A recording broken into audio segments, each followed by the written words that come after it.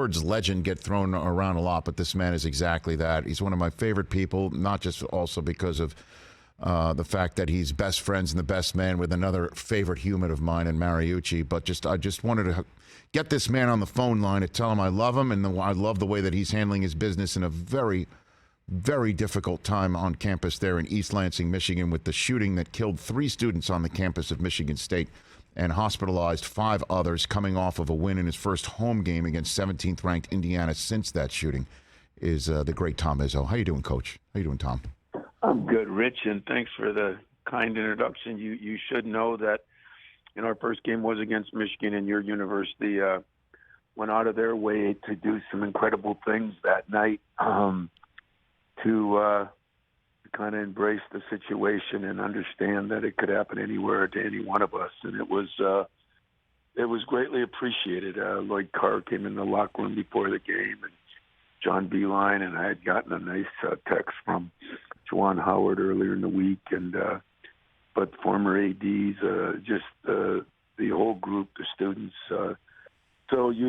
We always kid about our Michigan State rivalry, but you should feel very good about the way your alma mater handled things too, because it was first class. Well, I mean, I just seeing I have tears in my eyes, Tom, seeing the Spartan strong banner in Chrysler Arena.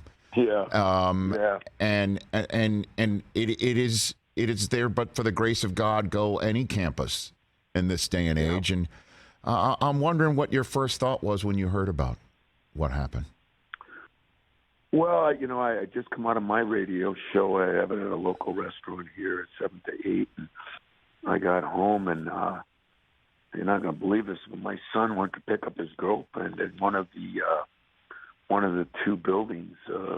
These things happened at 8:30 and at 20 after, I think is when it happened, or somewhere in that area. And he got run out of there by the police, and kind of came in here and bunkered down in Breslin in one of the luxury suites. Found a couple of our video guys were still working, and that's what they did. And his girlfriend was kind of put up in a bathroom there with a bunch of her classmates till like 12:31 in the morning. So it didn't hit home, but it hit closer to home than some, but nothing like what those kids have gone through that were there, the ones that unfortunately are victims, and the ones that I visited, the 5 in the hospital. And it's just, it's something where I will give this entire country of ours, and especially Michigan, because rivalries are rivalries. You're not supposed to have banners and wear bracelets and all the things they did. But it kind of shows that everybody is worried about what's going on, especially in our educational institutions from elementary school on. And hopefully we'll move forward in trying to hold more people accountable for things, and this start going the other way instead of the way it's been going. Well, I mean, and again, just your leadership. Obviously, Coach Tucker runs the football program as well. He was, at the game last night, but I mean, you have been, so synonymous with the school, and as you know, in our day and age, sports is what binds people together and brings people together, but also places people at the forefront of a spotlight that you have been in for, 2 decades plus. Why did you feel, the need to step into the fore? I know the answer to it, but I just want to give you the floor, Tom. Well, number one, you're right. I mean, I've been here 28 years as a head coach, but another 12 as a GA and assistant. So, I mean, over 2/3 of my life, I've been here. And when asked to speak at the vigil, I got to admit to you, I've gotten a chance to do a lot of things. That was a little nerve-wracking. As I thought about what do you say and how many people will be there, and then I got there, and it was an unbelievable crowd, and both community people and students and faculty and people from all walks of life. And I looked at that as an honor, as a privilege, and I said, if I mess up, I mess up, but it was an honor and a privilege to be able to help lead. And I think I learned that greatness is when the why and what you do is bigger than yourself. And unfortunately, this day and age, the why seems to be all about us. It seems that's what we're kind of the Twitter way, the social media way. Everything's about us. And on that given night, it was more about everybody. And I took some solace in that, and I've used that with my own team since, and hopefully we can do that moving forward. Tom Izzo, head coach of Michigan State basketball Hall of Fame coach right here on the Rich Eisen Show. What was it like on Tuesday night coaching that game? Yeah, it was, after the Michigan game was pretty emotional too, because it's your rival, and they were so good to us that that's not supposed to happen either, and right. It was just surreal, but then coming home and 9:00 game, and I swear there wasn't a seat in the house.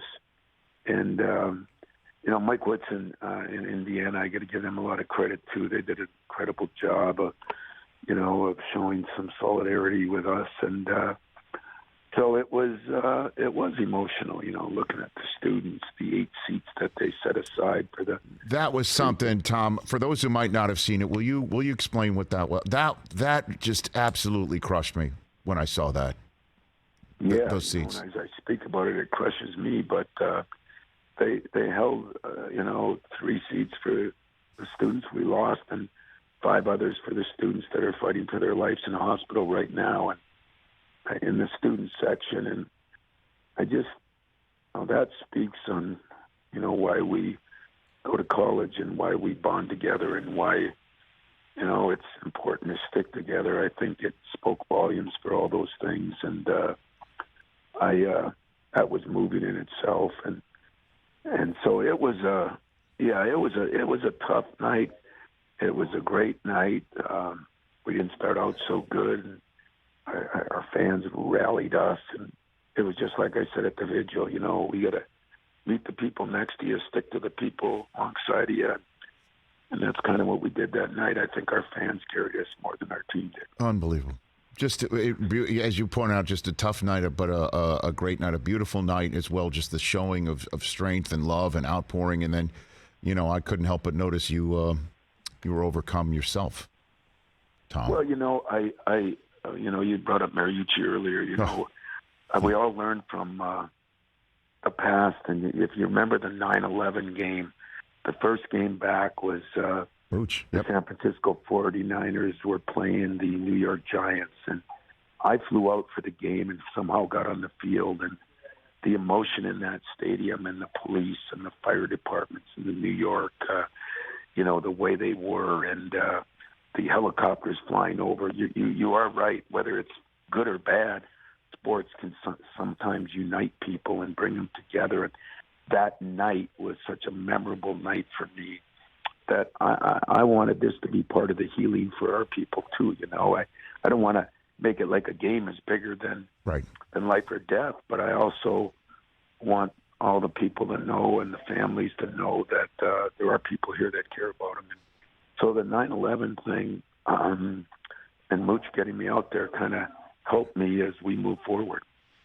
So let's talk a brief bit, if you don't mind, in the time we have left here. Tom Izzo on the Rich Eisen Show about moving forward. What's the campus like right now? Yeah, we are coming together. I was worried because they talked about not going back to class. We did for a couple of days, but I watched that during COVID, and I'm just not a fan of that. I think we need to be around each other. And they say everybody grieves in a different way, but. Mm-hmm. The one thing I kind of stated was I don't want anybody grieving by themselves, whether that's your way or not. I don't think it's healthy, and so the campus is. I try to walk it every day. It's coming back together, but it's not like you're going to forget what happened. And for the families, and can you imagine? I mean, you and I both have kids, and it's just hard to even fathom that now your kids in school, you got to worry about them. On the streets, you can understand worrying about them, but in elementary schools or high schools or colleges, it's just not the way it's supposed to be. And so because of that, I feel like we're still in the healing process, and it's going to take some time. But I'm looking forward to being part of that because I think it's very important as we move forward for these young kids that have got 60 years to live yet. And of course, again, you're a basketball coach by trade, but seriously, and a leader by nature, and now this awful tragedy is right at your doorstep, Tom Izzo, and then you're placed in a position again of who you are and what you represent and who you represent in the community, where you were asked questions about real life stuff like gun safety and gun control. Yeah. And do you plan on speaking out about this more here? Because I know you've said a couple things over the last 2 days. Yeah, and as you know, Rich, in this political world we live in, everything's guarded. I look at Steve Kerr, and he's gone. He's had reasons to losing his father like he did, and when he was young. But when Mary and I grew up, everybody hunts. I think him and I were the only two that never hunted. Deer hunting is a religion there. It's not a sport, or it's not an option. It's a religion, and I don't know everything about the gun laws. I mean, I can't believe we can just go buy a gun with no rhyme or reason. I don't like the accountability.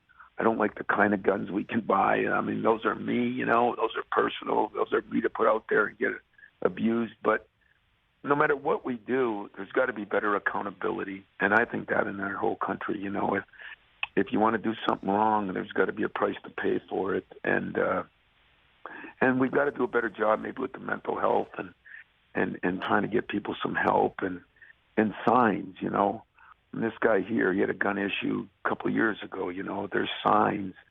And I think this day and age, we don't read the signs as well. We just blow them off. And, that's okay until it's your son or daughter or my son or daughter or me or you, And it's like cancer. It never hits home until it hits home. And I'm hoping that these kids did not die in vain, and that we'll continue to work forward to improve ourselves so that our universities, our elementary schools and high schools that your kids go to are a safer place. And then lastly, your guys in that locker room, are they prepared for the emotions that are being placed into them as a conduit for healing as they play basketball? Are they are they ready for that? That was the $1 million question in my meeting today. Okay, so we've been through the Michigan game, which is a couple days later, the emotion of the game itself, and then the first home game. And now what happens? Now you're sitting here, and we got a tough game against Iowa. How do you give them the Newt Rockneys? Guys, this game is bigger than big. It's just harder to do that. What I've done from when it happened Monday night, on Tuesday morning, we weren't allowed on campus. Meaning the coaches weren't allowed to come in. The people that were here were allowed here. And so I had all the players over at my house, and we did some Zoom calls with some psychiatrists, psychologists, and I tried to stay on the front end of things. But you're right. Now, moving forward, the best thing I think everybody can do is get back to some normalcy. Normalcy, I should say, not normalcy. And to do that, you do got to move forward. But I want to make sure those families don't think that I'm moving forward, forgetting what happened. And it's that happy medium. Are we ready for it?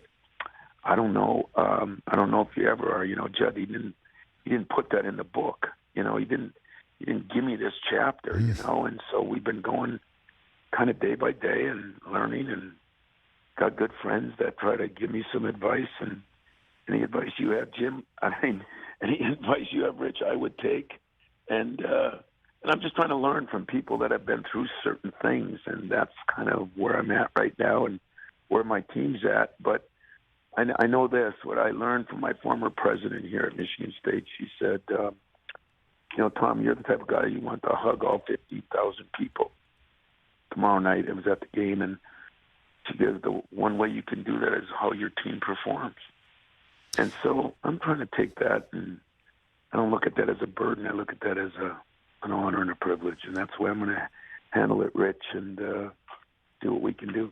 So, I like I said, I've been watching from my seat here in Los Angeles and how you've been handling your business. I spoke to Mooch yesterday and I asked how you're doing, and he told me, and that's when I texted our show bookers like, can we get Tom? Can we get Izzo? And I'm so thankful that you said yes and that you were at I never time turned you down, man. No, I appreciate that. You're saying that, but buddy. and I appreciate you, Pat. You got bets every year. I gotta make sure I win more than I lose, though, because the money I'll lose money then, But, I know that. I would take Spartan strong material for my kids, though. That's for sure. I would do that. And you know what? I might do that. Okay. Because I got some good stuff that Michigan gave me, too. And like I said, and all the rivalries and all the things that go on, once in a while it's fun to all get together for a common cause and a common goal. And, probably a good friend of yours, before the game, Lloyd Carr came in. He went to school at Northern where Mariucci and I went. He's 12 years older, but Lloyd came in with his two grandsons, Chad Strong. You probably know a little bit about that. Of course. His one grandson died, and I go down to his outing every year. And Lloyd asked the guy, would Tom let me come in? And Lloyd's struggling a little bit. And I said, let you come in. It'd be an honor. I sat in there for 5 minutes with him, and we just talked about. He said, I'm proud of Michigan for doing this, but I'm proud of you and how you're handling it. And, these are the great things about as you get older, rivalries are rivalries, but life is life. And I think we all bonded together, as I do when I go down for his Chad Tough outings to raise money, for that, and then the illness he had. And it's pretty cool when you can get together with your rivals for a common goal. As you referred to Northern Michigan, or as Mooch refers to it, the Northern Michigan University.